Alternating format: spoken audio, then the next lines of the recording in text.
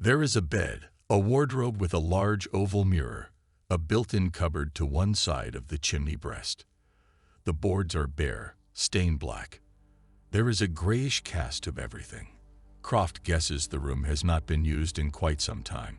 "It's not much, I'm afraid," the woman says. Her name is Sandra. Science has told him everyone, including her husband, calls her Sandy, but Croft has decided already that he will never do this, that it is ugly, that he likes Sandra better. "I've been meaning to paint it, but there hasn't been time. She is too thin," he thinks, with scrawny hips and narrow little birdie hands. Her mousy hair, pulled back in a ponytail, has started to come free of its elastic band. Croft cannot help noticing how tired she looks. "Don't worry," he says. "If you can let me have the paint, I'll do it myself." "Oh," she says. She seems flustered. "I suppose we could take something off the rent money. In exchange, I mean." "There's no need," Croft says. "I'd like to do it. Something to keep me out of mischief." He smiles, hoping to give her reassurance, but she takes a step backwards, just a small one, but still a step, and Croft sees he has made a mistake already, that the word mischief isn't funny, not from him, not now, not yet. He will have to be more careful with what he says. He wonders if this is the way things will be for him from now on. "Well, if you're sure," Sandra says. She glances at him quickly, then looks down at the floor. It would brighten up the walls a bit, at least. She leaves him soon afterwards. Croft listens to her footsteps as she goes downstairs, past the entrance to the first-floor flat, where she and Angus McNeice and their young son live, and into the pub where she works 10 hours each day behind the bar. Once he feels sure she won't come back again, Croft lifts his luggage, a canvas holdall, from where he has placed it just inside the door, and puts it down on the bed. As he tugs open the zip, an aroma arises, the scent of musty bedsheets and floor disinfectant, a smell he recognizes instantly as the smell of the prison, a smell he has grown so used to that he would have said, if he'd been asked, that the prison didn't have a smell at all. No smell and no texture. Being outside is like being spun inside a centrifuge. He keeps feeling it, the enthralling pressure on his ribs and abdomen. The quick-fire jolts to his brain as he tries to accustom himself to the fact that he is once more his own private property, just walking from the station to the pub. The long, straight rafter of burnt ash road, the blasted concrete triangle that is Lee Green, gave him a feeling of exhilaration so strong, so bolt upright. It still buzzes in his veins like neat whiskey, like vertigo. The pub is called the Old Tiger's Head. Croft has read it was once a coaching halt, a watering hole for soldiers on their way to the Battle of Waterloo. More recently, it was a tram stop, where trams on their way down from Lewisham Junction would switch from the central conduit to overhead power. Photographs of Lee Green in the early 1900s show the place when it was still a village, a busy crossroads between Lewisham and Eltham, creased all along its corners, faded, precious. He begins to remove his clothes and books from the canvas holdall.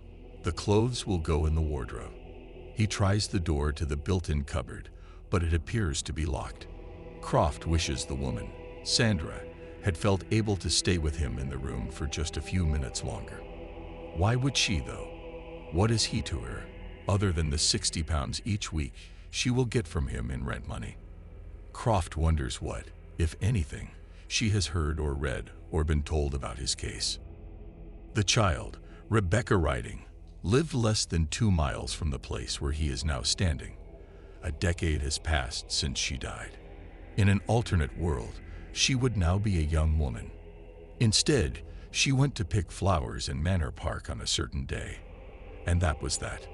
Abducted and raped, then murdered. Her name had joined the Register of the Lost. Did Croft kill Rebecca Riding? The papers said he had. For a while they did anyway. He has served a 10-year prison sentence for her murder. Even now that the charges have been overturned, the time he has spent living as a guilty man is still a part of reality. He is free, but is he truly innocent? Croft cannot say yet. There are too many things about that day that he cannot remember. His first meeting with Symes consists mainly of Symes cross-examining him on the subject of how things are going. "Did you manage to sign on okay?" As if penetrating the offices of the Lewisham DSS was a significant accomplishment, like shooting Niagara Falls in a barrel or scaling Everest. Perhaps for some it is. Croft thinks of the faces, the closed and hostile faces of free people who, through their freedom, were unpredictable and therefore threatening. In prison, you became used to people doing the same thing day after day. Even insane actions came to make sense within that context. In the offices of the Lewisham DSS, even getting up to fetch a cup of water from the cooler might turn out to be a prelude to insurrection. All the people he encounters make him nervous. He tells Symes everything is fine. "It was lucky about the room," he adds, as a sweetener. "I'm grateful to you."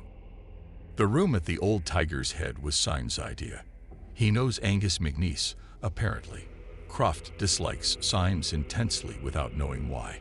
In prison, you come to know a man's crime by the scent he gives off, and to Croft, Richard Symes has about him the same moist and fuggy aroma as the pathetically scheming lowlifes who always sat together in the prison canteen because no one else would sit near them, suffering badly from acne and talking with their mouths full.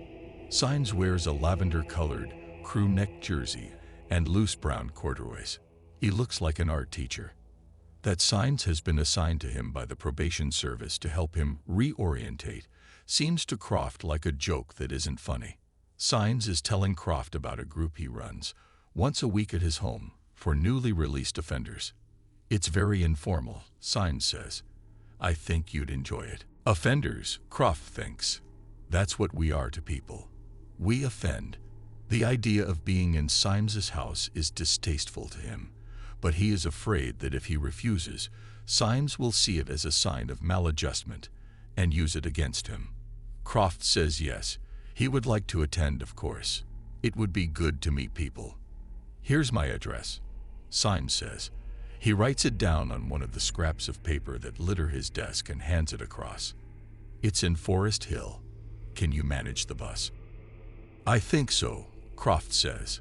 For a moment, he imagines how good it would feel to punch Symes in the face, even though Croft isn't used to fighting. He hasn't hit anyone since he was 15 and had a dust-up in the schoolyard with Roger Burke by name, Burke by nature. Croft has forgotten what it was about now, but everyone had cheered. He imagines the blood spurting from Symes's nose the way it had from Roger Burke's nose, the red coating the grooves of his knuckles, the outrage splayed across his face. "How fucking dare you, you little turd," the pain and surprise. Symes is finally getting ready to dismiss him. "Tuesday at 8 then. Are you sure you don't want me to email you directions?" "There's no need. Croft isn't online yet anyway, but he doesn't tell Symes that. I'm sure I can find you." "I'm just popping to Sainsbury's," Sandra says. "Can I fetch you anything?" The supermarket is only across the road. Croft can see the car park from his window. Sandra knows Croft could easily go himself if he needed to, but she asks anyway because she's like that, kind, so different from her husband, McNeice, who hasn't addressed a single word to Croft since he moved in. Sandra has her boy with her, Alexander. He gazes around Croft's room with widening eyes. "Your painting," the boy says. "White," Sandra bought. A 5-liter can of matte emulsion and a can of high-shine gloss for the woodwork. The smell of it, bright, chemical, clean, the scent of new. It reminds Croft of the smell of the fixative in his old darkroom. "That's right," Croft says. "Do you like it?" The boy stares at him, open-mouthed. "Don't bother Mr. Croft, Alex," Sandra says. "He's busy." "It's no bother," Croft says. And it's Dennis. The presence of the boy in his room makes him more than ever certain that Sandra McNeice does not know what Croft was in prison for. If she knew, she would not have brought her son up here. If she knew, she would not have allowed Croft within a mile of the building. She will know soon, though, because someone will tell her. Someone is bound to. Croft is surprised this hasn't happened already. Once she knows, she will want to throw him out, though Croft has a feeling Angus McNeese won't let her. He won't want to lose the extra income. "I could do with some tea bags," he says to Sandra, "if it's really no trouble." "Were you really in prison?" the boy says. Alexander. He sits on the edge of Croft's bed, swinging his legs back and forth, as if he were sitting on a tree branch, somewhere high up, in Oxley's woods perhaps. Do kids still go there? Where it is said you can hear the ghosts of hanged highwaymen galloping along the side of the Dover Road in the autumnal dusk. "Yes," Croft says. "I was, but I'm out now." "What were you in for?" "Does your mother know you're up here?" Croft replies. The idea that she might not know, that the boy is here in his room, and that nobody has given their permission, makes Croft feel queasy. Or perhaps it is just the smell of the hardening gloss paint. "Yes," the boy says, though Croft can tell at once that he is lying, that the child has sneaked upstairs to see the prisoner, that in the boy's mind, this is the bravest and most daring feat he has ever performed. Croft wonders if Sandra realizes she has given her son the same name as her own. Perhaps she does. Perhaps the boy was named after her. Alexander the Great. Alexander Graham Bell. Alexander Pushkin. In Russian, the shortened form of Alexander and Alexandra is not Alex, but Sasha. Pushkin was shot in a duel. He died 2 days later in some agony from a ruptured spleen. He was 38 years old. "Shouldn't you be in bed?" Croft says. The boy looks at him with scorn. "How old is he, exactly?" 6, 7, 8. "What did you do before you were in prison?" "I took photographs," Croft says. "That was my job." "Would you take one of me?" "I might," Croft says. "But I don't have a camera." The boy reminds him of someone, the lad who betrayed him perhaps. The boy is younger, of course, but he has the same bright knowingness, the same hopeful aura of trust as the lad who seemed to become his friend and then called him a murderer. Croft wonders what his Judas, Kip, is doing now. Has he become a photographer himself, as he intended, or is he cooped up in some office, serving time? Croft never dreamed in prison. The air of the place was sterile and a magic vacuum. The outside air is different, teeming with live bacteria, primed to blossom into monstrosities as soon as he sleeps. In his dreams of Rebecca writing, he begins to remember the way her hair felt under his hand, the soft jersey fabric of her vest and underpants. "Will you take me home now?" she says. Croft always says yes, though when he wakes, sweating with horror, he can't remember if this really happened or if it's just in his dream. There's cum on the bedsheet, still tacky. He steps out of bed and goes across to the window. Outside and below him, Lee Green lies hazy in the light of the street lamps. In the hours between 2 and 4, there is little traffic. His legs are still shaking. If he waits until 5 o'clock, a new day will begin. Croft opens the window to let in the air, which is crisp, tinged with frost, the leading edge of autumn, easing itself inside him like a dagger. The orange, rakish light of Lee Green at night reflects itself back at him from the oval mirror on the front of the wardrobe. Croft wishes he had a camera. If he cannot have a camera, he wishes he could sleep. The bus to Forest Hill is the 122. They run every 15 minutes approximately. There's a stop more or less opposite the pub, at the bottom end of Lehigh Road. It's the early part of the evening, after the main rush hour, but still fairly busy. When Croft gets on, the bus is half empty, but after the stop at Lewisham Station, it's almost full again. Croft moves upstairs to the top deck.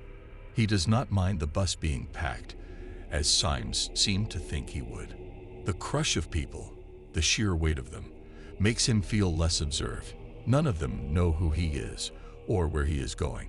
Friends of his from before, police officers and journalists living north of the river, Queen's Park and Kilburn, Ealing and Hammersmith, Camden Town, like to joke about southeast London as a Badlands, a no-man's land of scabby takeaways and boarded-up squats.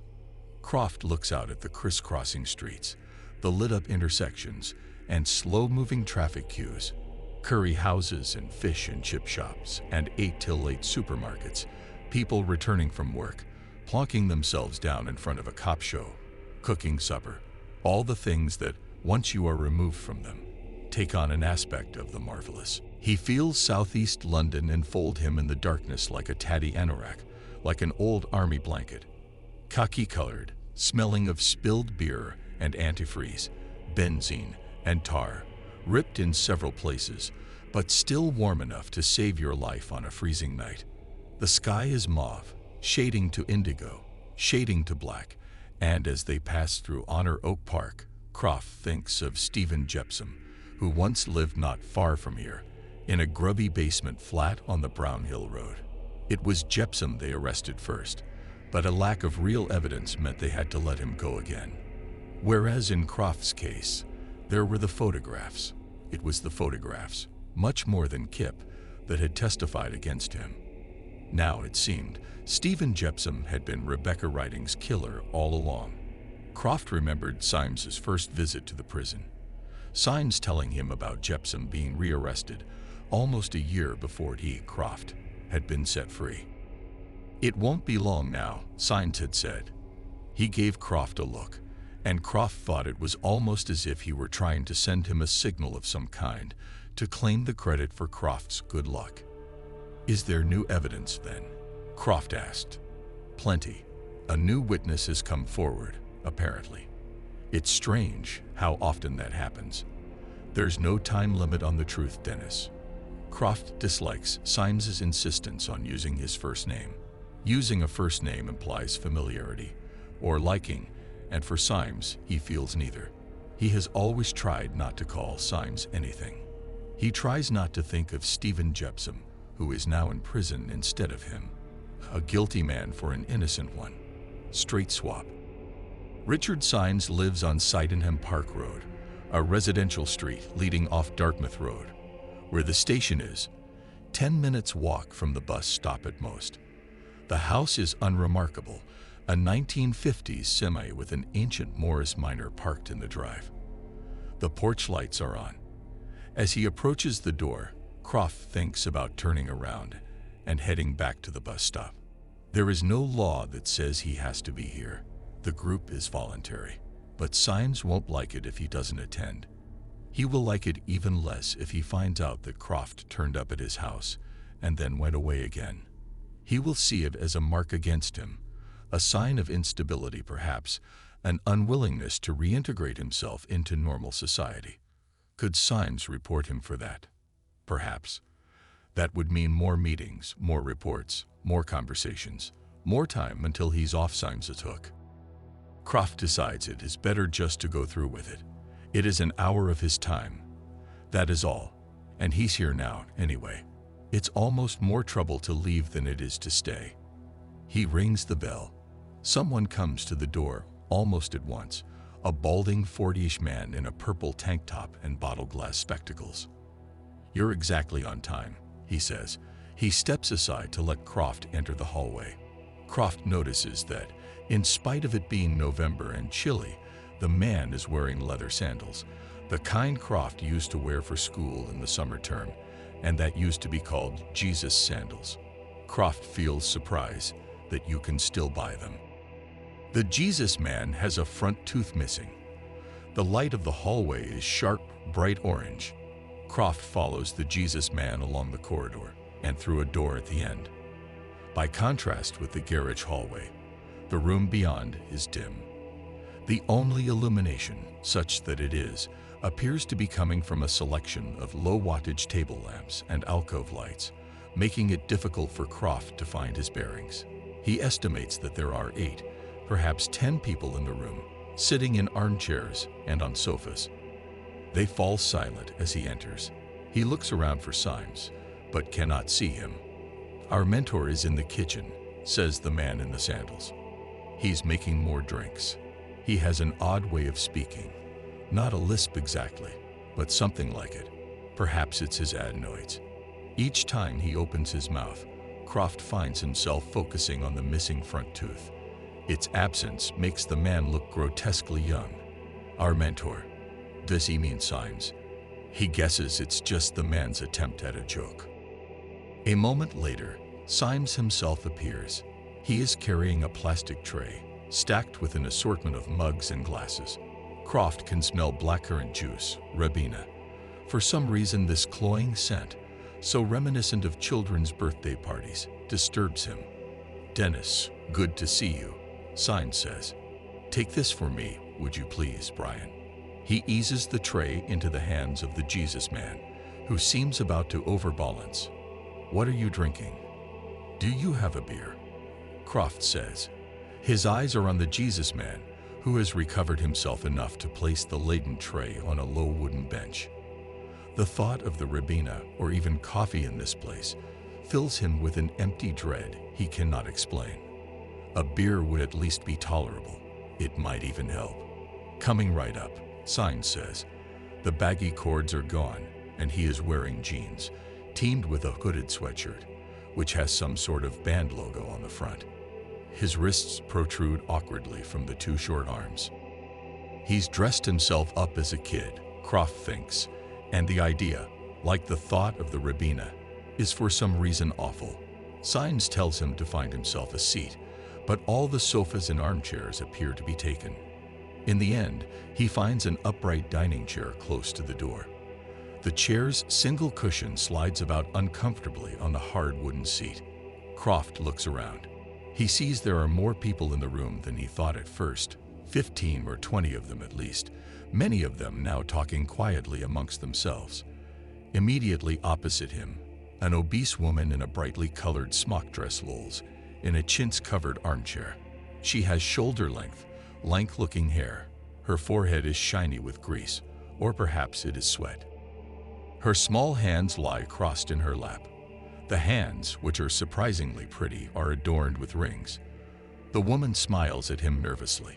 Quite unexpectedly, Croft feels a rush of pity for her, a sensation more intense than any he has experienced since leaving the prison. He had not expected to see women here. "Hi," Croft says. He wonders if the woman can understand him. Even. There is a blankness in her eyes, and Croft wonders if she's on drugs. Not street drugs, but prescription medicine. Valium or Prozac or Ativan. There was a guy Croft knew in prison who was always on about how the prescription meds, the bennies, as he called them, were deadlier than heroin. They eat your fucking mind, man. Fourboys. His name was Douglas Fourboys. 8 years for arson. Croft had liked him better than anyone, mainly because of the books he read, which he didn't mind lending to Croft once he had finished them. He had an enthusiasm for Russian literature, Dostoevsky especially. Douglas Fourboys was a lifelong Marxist, but at some point during the 6 months leading up to Croft's release, he had found God. He claimed he'd been sent the gift of prophecy, though Croft suspected this probably had more to do with the dope Fourboys' girlfriend occasionally managed to smuggle past the security than with any genuine aptitude for seeing the future. "You've got to be careful, man," Fourboys had said to him just a couple of days before his release. "They're waiting for you out there. I can see them, circling like sharks." Fourboys had definitely been stoned when he said that. He'd reached out and clutched Croft's hand, then tilted to one side and fallen asleep. Croft misses Fourboys. He is the only person from inside that he does miss. He supposes he should visit him. "We know who you are," the woman says suddenly. "You're going to help us speak with the master. We've seen your pictures." She smiles, her thin lips slick with spittle. Her words send a chill through Croft, though there is no real meaning to them that he can fathom. The woman is obviously vulnerable, mentally challenged. Clearly, she needs protection. Croft feels anger at Symes for allowing her to be here unsupervised. Suddenly, Symes is there, standing behind him. He pushes something cold into Croft's hand, and Croft sees that it's a bottle of Budweiser. The thought of the beer entering his mouth makes Croft start salivating. He raises the bottle to his lips. The liquid is icy, familiar. evenly. Croft feels numbness settle over him, an almost contentment. Whatever is happening here need not concern him. It is only an hour. I see you've met Ashley, Sign says. He squats down next to the armchair, leaning in towards the fat woman and taking her hand. He presses his fingers into the flesh of her wrist, as if to restrain her, as if she is something dangerous that needs to be managed. The woman shifts slightly in her seat, and Croft sees that her eyes, which appeared so dull, are now bright and alive. He cannot decide if it is wariness he sees in them, or cunning. She doesn't like Symes, though. This seems clear to him. Join the club. Ashley is my wife, Symes says. He grins into the face of the woman, a smile of such transparent artifice. It is as if both he and she are playing a practical joke at Croft's expense. Suddenly, in the overheated room, Croft feels chilled to the bone. Is Symes serious? Snatches of words and images play themselves across his brain like a series of film stills. Symes's grin, the woman's slack features, the sticky word wife. You're wondering if they fuck, Croft thinks. Is that all it is, though? He takes another swig of the beer, and the thoughts recede. Would you excuse me, just for a moment? Symes says. There's a phone call I need to make. I'll be right back. He stands and walks away. The woman in the armchair looks after him for a second, then strains forward in her seat and puts her hand on Croft's knee. Croft can smell her breath, a sickening combination of peppermints and something else that might be tuna fish. You know him, the woman says, and for a moment Croft imagines she's talking about Symes, though the words that follow make his supposition seem impossible. Even though you don't know it yet, you know him. He'll steep all his children in agony. Not just the agony of knowing him, but true pain. She tightens her grip on his knee, and Croft realizes that she is strong, much stronger than she appears, or than he would have believed. The mad are always strong, Croft thinks. He does not know how he knows this, but he knows it is true. Who are you talking about? Croft says quietly. Who is the master? The woman leans towards him. Her face is now so close to his that her features seem blurred, and Croft thinks for a confused moment that she is about to kiss him. He sees himself straddling her. Her mounded flesh is pale as rice pudding. He is the tiger, she says. She grins, and her grin is like Symes's grin. Only, just like the Jesus man, she has a tooth missing. The sight of the missing tooth fills him with horror. I need to get out of here, he says. I need to use the bathroom. The room feels unbearably hot suddenly, stifling with the scent of unwashed bodies. He places his half-drunk beer on the coffee table, and as he makes his way back to the hallway, he finds himself wondering if the woman will take advantage of his absence to taste the alcohol. He imagines her thin lips clamping themselves around the mouth of the bottle in a wet, round O. He can hear Symes's voice, talking softly off in another room somewhere, but Croft ignores it. The staircase leads upwards to a square landing, with 4 doors leading off it, all of them closed. Croft tries one at random, not through any logical process of deduction, but because it is closest. By a stroke of luck, the room behind it turns out to be the bathroom after all. Croft steps hurriedly inside and locks the door. He sits down on the closed toilet seat, covering his face with both hands. The room feels like it's rocking, slowly, back and forth, like a ship in a swell, though Croft knows this is only the beer, which he is unused to.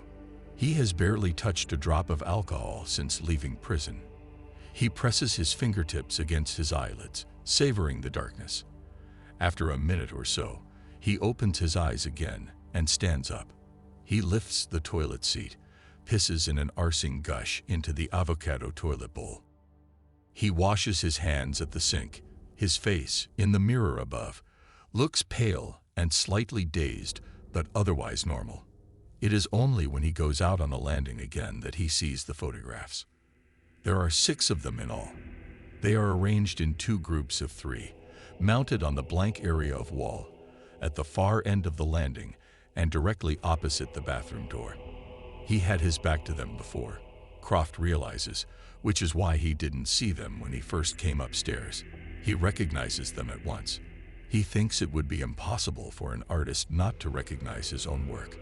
One of the photos is of Murphy, or rather Murphy's hands, secured behind his back with a twist of barbed wire.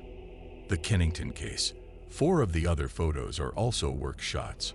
All photos he took for the Met in the course of his 20-year career as a forensic photographer. Lillian Beckworth, a car crash victim. The Hallam Crescent Flat, gutted by fire. The underpass near Nunhead Station, where the Cobb kid was found. The 6th photo, not a work one, is of Rebecca Riding. The police believed it had been taken less than 30 minutes before her death. Croft told his lawyer and the police that the photos they found at his house were not taken by him. His camera had been stolen, he said, and then later returned, placed on his front doorstep, wrapped carefully in a Tesco bag. Whoever left it there had not rung the bell. When Croft later developed the film, he found pictures he remembered taking at various sites around Lewisham and Manor Park. He also found the photos of Rebecca Riding. The photos are good though, aren't they, Dennis? The cop kept saying. They're no amateur job. You're a professional. You remember taking these, surely? Croft said he didn't, and kept saying it. In the end, he could hardly remember, one way or the other. It was true that they were very fine photographs. He'd spent some time working on them in his darkroom. The excellence of the results surprised even him. Croft turns away from the photographs and goes back downstairs. In the stuffy living room, they are all waiting, and for a moment, as he returns to his place near the doorway, Croft gets the feeling that he has been lured there on false pretenses.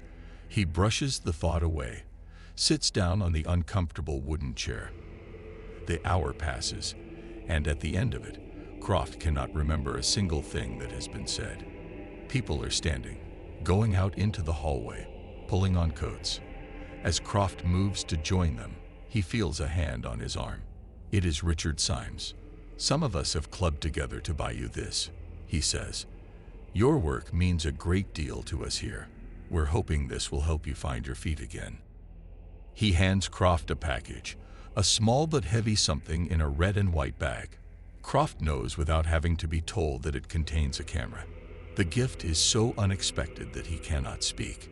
Symes is smiling, but it looks like a snarl, and finally it comes to Croft that he has been drugged, that this is what has been wrong all along. It would account for everything. Drugs in the bud, bennies in the beer. It's the only thing that makes sense. Four Boys was right. Outside, he feels better. The air is cold, bright as a knife. The sensations of nausea and unreality begin to recede. Croft walks smartly away from the house, along Sydenham Park Road, and all the way to the junction with Dartmouth Road.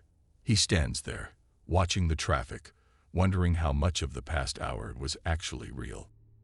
The camera is a Canon, a top-of-the-range digital. It is not a hobby camera. Whoever chose it knew exactly what they were getting. He has given up asking himself why this has been done for him. Having the camera in his hands is like coming alive again. He remembers the dream he had before he was in prison, his idea of giving up the police stuff and going freelance. He has been taking photographs of the boy, Alexander. They are in the old Leagate shopping precinct just over the road. The boy is in a t-shirt and clean jeans. It is all perfectly harmless. When Croft returns the boy to the pub afterwards, Sandra is behind the bar. There is a complicated bruise on her upper arm, 3 blotches in a line, like careless fingerprints. Croft has a bank account now, with his dole money in. He has filled in a couple of application forms for jobs. One is for a cleaning job with Lewisham Council. The other is for a shelf-stacking job at Sainsbury's. He can afford to buy a drink at the bar. Why is the pub called the Old Tiger's Head? He asks Sandra McNeese. It's from when it was a coaching inn, says Sandra. Tiger used to be a slang word for footmen because of the bright costumes they wore. Is that right? Croft says. Croft briefly imagines a life in which he asks Sandra McNeese to run away with him. They will travel to Scotland, to Ireland, wherever she wants.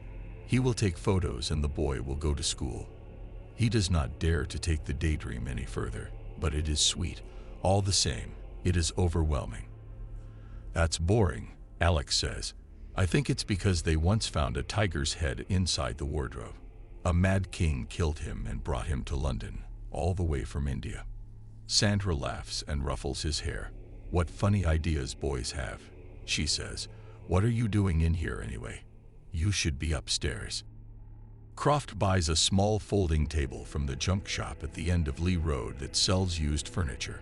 He places objects on the table: an empty milk carton, 2 apples, a Robinson's jam jar filled with old pennies he found at the back of the wardrobe, and photographs them, sometimes singly, sometimes in different combinations. He places the table in front of the wardrobe, so the objects are shown reflected in the oval mirror. Croft experiments with taking shots that omit the objects themselves and show only their reflections. At first glance, they look like any of the other photos Croft has taken of the objects on the table. They're not, though. They're pictures of nothing. Croft finds this idea compelling. He remembers how when Douglas Forboys was stoned, he became terrified of mirrors and refused to go near them. There are demons on the other side, you know, he said. They're looking for a way through. A way through what? Into our world. Mirrors are weak spots in the fabric of reality. Borges knew it, so did Lovecraft. You have to be careful. You don't really believe this stuff, do you? Croft knew he shouldn't encourage Forboys, but he couldn't help it. His stories were so entertaining. I believe some of it. Forboy said, you would too, if you knew what I know. There are people who are trying to help the demons to break through. They believe in the rule of chaos, of enlightenment through pain, you know, like the stuff in Hellraiser and in that French film Martyrs. They call themselves Satan's Tigers. Forboys took a coin out of his pocket and began swiveling it back and forth between his fingers. If you knew how many of those sickos were on the loose, it would freak you out. The next time the boy comes to visit him in his room, Croft shows him how to set up a shot, then lets him take some photographs of the Robinson's jam jar. Afterwards, Croft takes some photos of Alex's reflection. He has him sit on the edge of the bed in front of the mirror. Try and make yourself small, Croft says. Pretend you're sitting inside a cupboard or in a very cramped space. The boy lifts both his feet up onto the duvet and then hugs his knees. In the mirror shots, he looks pale, paler than he does in real life. It's as if the mirror has drained away some of his color. What's in there? Alex says. He's staring at the chimney alcove, at the built-in cupboard that Croft has been unable to open. I don't know, Croft says. It's locked. Perhaps it's treasure, says the boy. If you can find out where the key is, we can have a look. I know what it'll be. Alex grins, and Croft sees he has a tooth missing. It'll be the tiger's head. He throws himself backwards on the bed and makes a growling noise. I bet that's where they've hidden it. Isn't it time for your tea yet? Croft says. I'm scared of tigers, the boy says. If they come on the TV, I have to switch off. That night, Croft dreams of Richard Symes.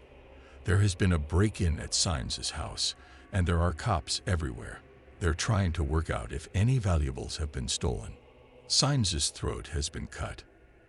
There is no sign of Ashley Symes or anyone else. At his next meeting with Symes, Croft is able to tell him he's been offered the shelf-stacking job. Symes seems pleased. When do you start? He says. Next Monday. He wonders if Symes will say anything to him about a burglary at his home, but he doesn't. Instead, Symes asks him how he's getting on with his new camera. It's great to use, Croft says. The best I've had. Why don't you bring some of your work with you to show us when you come on Tuesday? I know Ashley would love that. Bring the boy with you, too, if you like.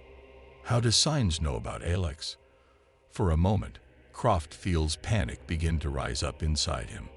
Then he remembers Symes knows the McNeeses, that it was Symes who found him his room. I couldn't, Croft says. He's only 8. His mother wouldn't allow it. What she doesn't know won't hurt her. It would be an adventure for him. All boys love adventures. Croft says he'll think about it. He thinks about himself and Alex, walking down the road like father and son. On his way back to London Bridge Station, Croft buys Alex a present from one of the gift shops jammed in under the railway arches near Borough Market, a brightly colored clockwork tiger with a large looped key in its side. It is made of tin plate, made in China. The journey from London Bridge to Lee takes 17 minutes. As he mounts the stairs to his room, he meets Sandra coming down. "I've just been trying to find you," she says. "I found this. Alex said you were looking for it." She holds something out to him, and Croft sees it as a key. "It's for that cupboard in the chimney alcove," she says. "We've not opened it since we've been here, so God knows what's in there. Just chuck out anything you don't need." "That's very good of you," Croft says.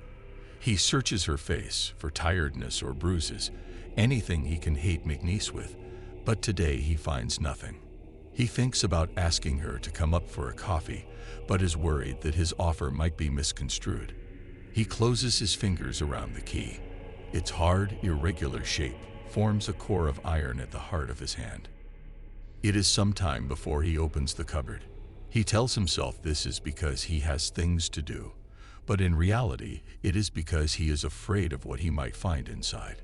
Late afternoon shadows pour out of the oval mirror and rush to hide themselves in the corners and beneath the bed. As the room begins to fill up with darkness, Croft finds he can already imagine the stuffed tiger's head, the mummified, shrunken body of a child, the jam jar full of flies or human teeth. When he finally opens the cupboard, it is empty. The inside smells faintly sour, an aroma Croft quickly recognizes as very old wallpaper paste. The wallpaper inside the cupboard is a faded green color. It is peeling away from the walls, and in one place right at the back, it has fallen down completely. The wooden panel behind is cracked, and when Croft puts his fingers over the gap, he can feel a faint susurrus of air, a thin breeze, trapped between the wooden back of the cupboard and the interior brickwork. Croft puts his whole head inside the cupboard and presses his open mouth to the draughty hole. He tastes brick dust, cool air, the smell of damp earth and old pennies. He closes his eyes and then breathes in. The cold, metallic air tastes delicious and somehow rare, like the air inside a cave. He exhales, pushing his own air back through the gap, and it is as if heat and the building are breathing together, slowly in and out. It is then that he feels the thing pass into him. Something old that has been waiting in the building's foundations, in the ancient sewer tunnels beneath the street, or somewhere deeper down even than that.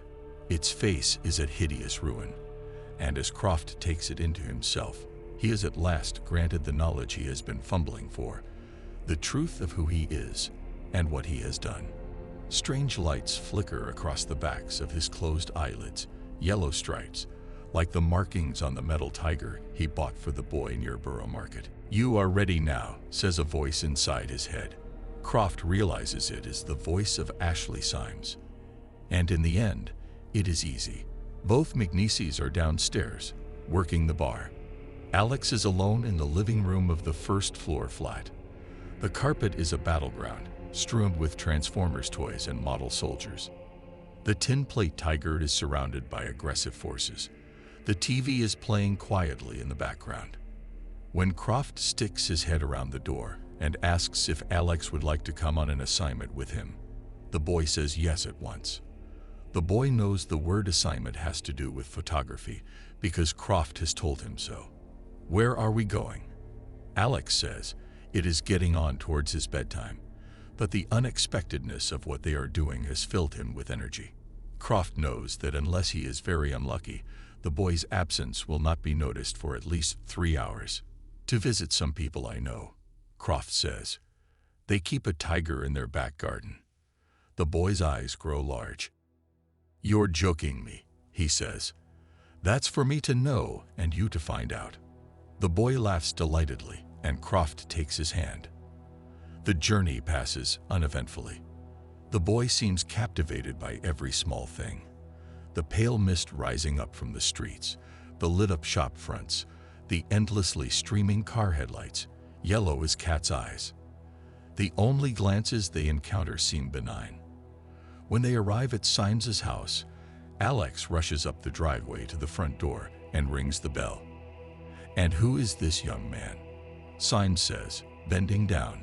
"Dennis says you've got a tiger." "But I don't believe him," says the child. He is beginning to flag now, Croft senses, just a little. He is overexcited. The slightest thing could have him in tears. "We'll have to have a look, then, won't we?" Symes says. He places a hand on the boy's head. Croft steps forward out of the shadows and towards the door. Once he is inside, he knows it will begin. He and Ashley Symes will kill the child. The rest will watch. "You have done well," Symes says to Croft, quietly. "This won't take long." "Will there be cookies?" Alex says. Croft stands still. He can feel the thing moving inside him, twisting in his guts like a cancer. He wants to vomit. Croft gasps for breath, sucking in the blunt, smoky air, the scent of macadam, of the hushed, damp trees at the roadsides and spreading along all the railway lines of southeast London. The fleet rails humming with life, an antidote to ruin. He smells the time-swept, irredeemable city, and it is like waking up. Above him, bright stars throw up their hands in surprise. "Come here to me, Sasha," Croft says. He is amazed at how steady his voice sounds. "There's no time now. We have to go." "But the tiger," the child whimpers. He looks relieved. "There are no tigers here," Croft says. Mr. Symes was joking. "Come on." The boy's hand is once again in his, and he grips it tightly. "Will we be home soon?" says the boy. "I hope so," Croft replies. "We should be, if a bus comes quickly." He does not look back.